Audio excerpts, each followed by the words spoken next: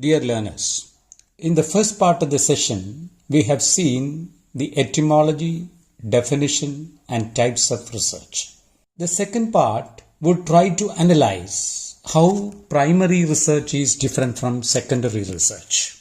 We would also try to identify the significance of research, the steps for conducting effective research, and map out the research design, an inevitable aspect of a good research work. Now, let us go to another division of research, primary and secondary research.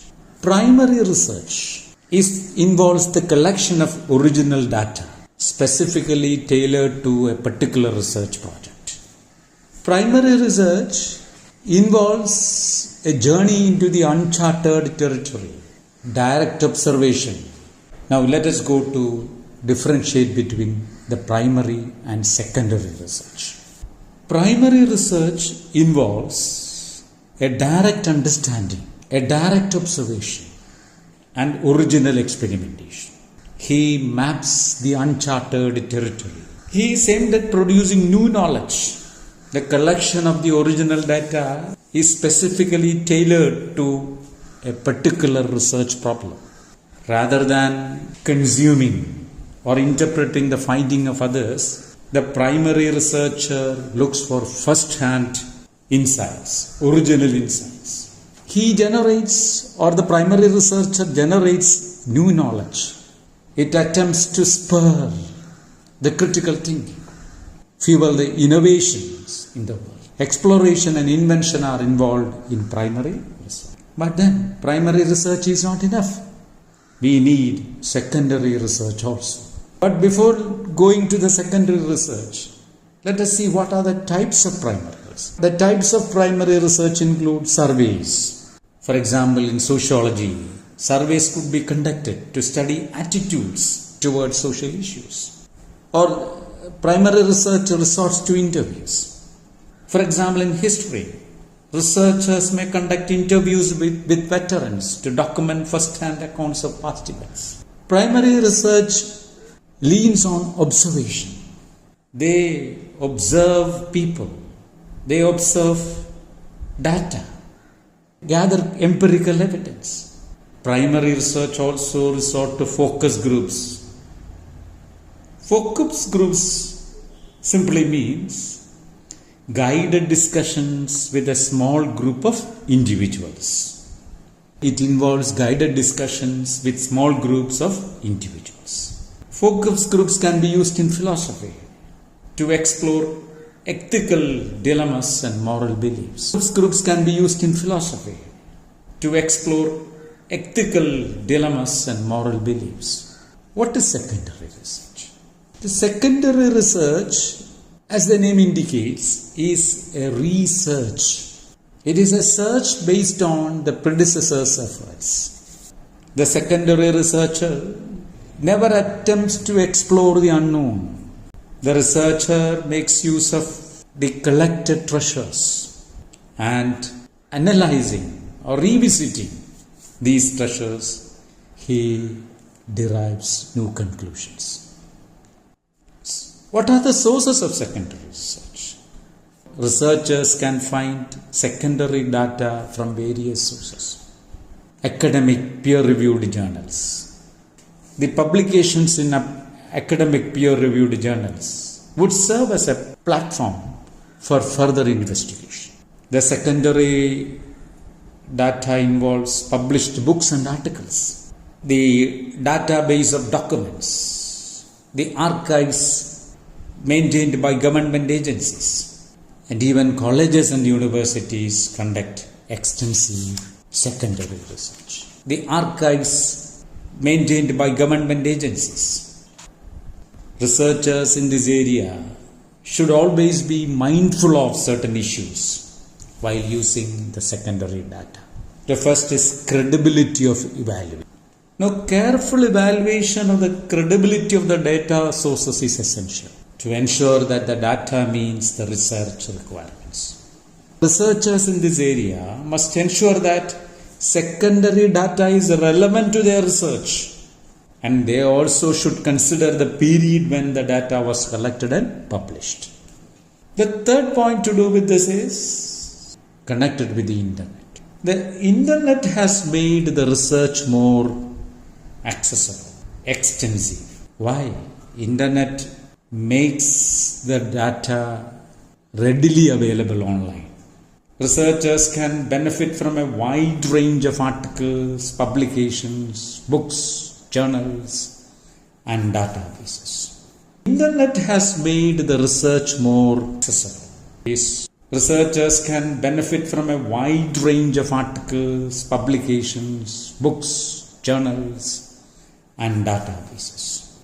Research is always for updating our knowledge, for making us know the latest trend, the latest knowledge about the particular aspect. Keeping up with the latest research helps us ensure that we are on the track. Then research can be for publishing. Conducting research and publishing it will make us an expert in the field. Putting our research project to the public is a guarantee to our skill in the subject. Research can also help in innovation and development. Research and innovation led to the creation of the internet, the global network that revolutionized communication, information sharing, and commerce. Research lights humanity's path forward. It reveals new knowledge. It brings in new innovations. And thus we progress, or thus we march towards progress. Research discoveries illuminate the way to overcoming diseases. It has solved our energy problems and has helped in solving many global problems. Research helps us tackle issues such as poverty, environmental degradation, healthcare disparities, and more. It has made tangible improvements and fostered a sustainable world. Research also promotes educational growth. Research-based teaching laid the foundation of modern pedagogy. The role of research in educational growth is paramount. By exploring new perspectives, research offers educators and students an enriched intellectual landscape. They have advanced themselves in critical insights and innovations. Research-driven instruction cultivates curiosity, enabling the learner to explore deeper. It nurtures a symbiotic relationship where scholars contribute to the expanding horizon of knowledge, while learners absorb and contribute to cutting-edge ideas. Another important area of research is in the medical field. Now, medical progress stands as a paramount outcome of research, revolutionizing healthcare through its far-reaching impacts. Through extensive research and collaboration, almost everything is possible in medical field now. Transplant surgery, organ preservation, immunosuppressive medications have really bettered our lives. Novel therapies have alleviated suffering and extended our longevity. Through comprehensive understanding of diseases, research enables effective prevention of the same, minimizing the burden on individuals and healthcare systems, and reducing malnutrition, etc. In brief, the advancements in medical field shaped the landscape of healthcare, offering hope, relief, and enhanced well-being to individuals and societies. Research has also contributed to cultural preservation.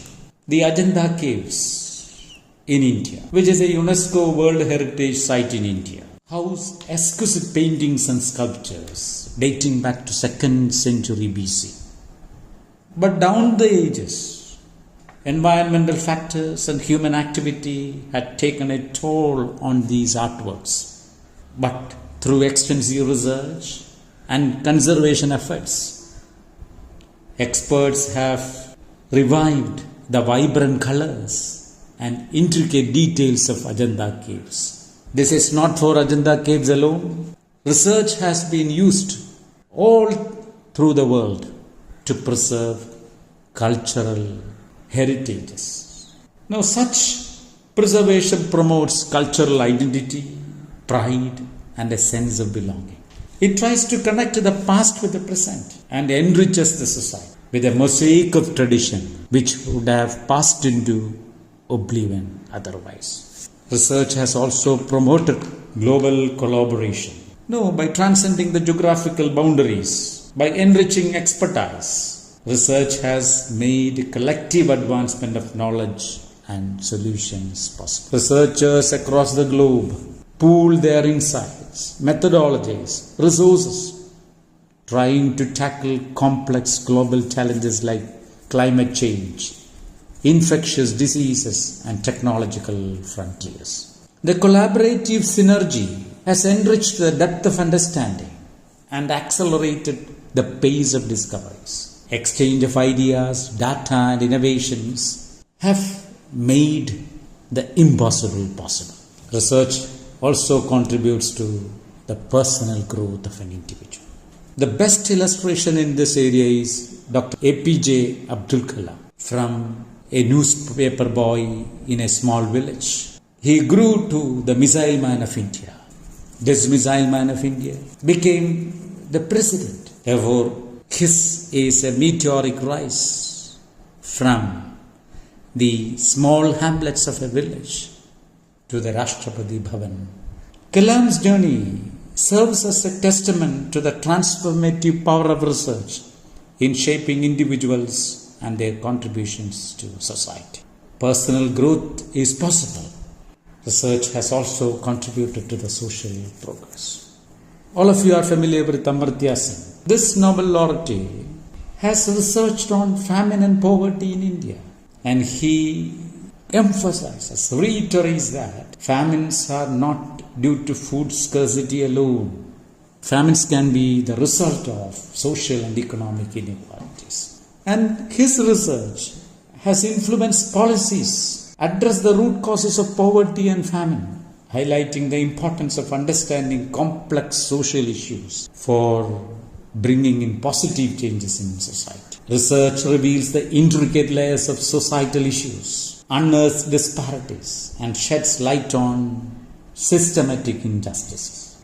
By illuminating these aspects, research becomes a catalyst for social change, enabling policymakers, government agencies, and NGOs to take informed actions to rectify inequalities and enhance inclusivity. The next aspect is to do with the steps for conducting effective research. Any researcher shall start with the big picture. The researcher should understand the broader context before narrowing the focus. It is like being up on a hill, observing a vast landscape. We are getting a panoramic view of the subject before the researcher begins his study on a particular aspect. The second point is that the researcher should find reliable sources. The researcher should vet information by corroborating across multiple high-quality sources. A researcher should be like a detective, gathering evidence from different sources to solve a case. The researcher should continuously absorb new information.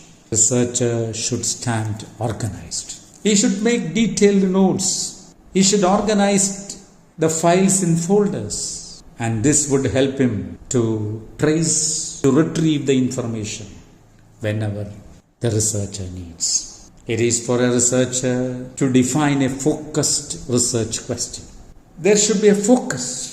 There should be a spotlight on the specific area of the landscape. The literature review would help the researcher find the focus. A good researcher should choose appropriate research methodologies. including surveys, interviews, experiments, etc. A good researcher also should collect and analyze data objectively. He should be unbiased, without any prejudice. And an unbiased mind only can make objective interpretations. Finally, a good researcher should be able to communicate his research clearly. Having arrived at the conclusions, the communication should bridge the gap between the complex research and those who benefit from it. Let us see what are the skills involved in research. Several skills can make the research a perfect work of art. A researcher should be able to formulate a question. He should have sharp observation, meticulous planning, should collect the data, record the data, organize the data, interpret the data, and finally present the research in a very clear and precise. What is a research design? The research design is like a master plan that provides the blueprint for carrying out a study from the start to the finish. A research design is like a master plan that provides the blueprint for carrying out a study from the start to finish. The research design sets out the roadmap to follow. It lists the key elements like objectives, the data to be gathered, the methods for collecting the data, the plans for analysis, the strategies for the analysis, and the purpose of the communication. The research design keeps the entire project on track. It is like steering a ship, making sure that you make your journey and reach the destination. Key elements of a research design include research approach. What should be our tactics? Should we go for a quantitative, qualitative, explanatory, exploratory, or primary research? Or should we mix some of these methods? For approach is very important. Identifying the research problem is like diagnosing an illness before treating it. Defining the problem clearly paves the way for the best solution. Reviewing the existing research is like looking at the map before you set out on a journey. You will never be lost once you know the map for sure. Research questions are pertinent. The questions should include all the essentials. It should fill the gaps. Data collection is another important aspect of research design. Surveys, experiments, interviews are the different ways to collect the data. Choose wisely. Sampling is another important aspect of research design. A representative sample is a must for a good research. Data analysis, validity and reliability, and ethical considerations are equally important. By validity and reliability, we understand how the findings reflect the conditions studied. Validity checks the findings for their value, truth, and reliability confirms reproducible results. Ethical considerations are important. All research should be for the prosperity and well-being of humanity and the entire world. No harm should be intended. The welfare should be the overriding priority during the journey of research. And now let us see what are the characteristics of a good research design. A good research design will be neutral, will be reliable, will have validity and generalization. 4 aspects of a good research design are neutrality, reliability, validity and generalization. And now let us see the last aspect to do with this unit. A strong research design aligns several key elements. We have already seen how an exploratory research is different from an explanatory research. How quantitative research is different from qualitative research. A qualitative design offers a comprehensive platform for stepping into complex phenomena, while a quantitative design operates effectively in explaining a particular phenomenon. Certain key decisions. Let us come to the last aspect of this unit. Certain key decisions shape our research design. We have already seen how an exploratory research is different from an explanatory research. How a qualitative research is different from a quantitative research. The design should align with the type of research we opt for. A research design can be approached either deductively or inductively. Deduction involves a movement from the universal to the particular, while inductive approach involves a movement from the particular to the universal. Deductive logic implies that we have universal statement first. All men are mortal. Socrates is a man. The conclusion is Socrates is mortal. This is an example of deductive approach. While inductive approach involves the particulars first. Socrates is mortal. Plato is mortal. John is mortal. Jack is mortal. And the conclusion is John, Jack, Plato, Socrates, all are men. Therefore, the conclusion is all men are mortal. For deduction involves formulating a specific hypothesis first. From the specifics, then we have experimental or non-experimental research. Experimental research employs controlled conditions. It tries to understand the cause-effect relationship, while non-experimental methods resort to observational or correlational studies. Then we have cross-sectional and longitudinal research areas. Now, cross-sectional studies gather data from diverse groups at a single point of time.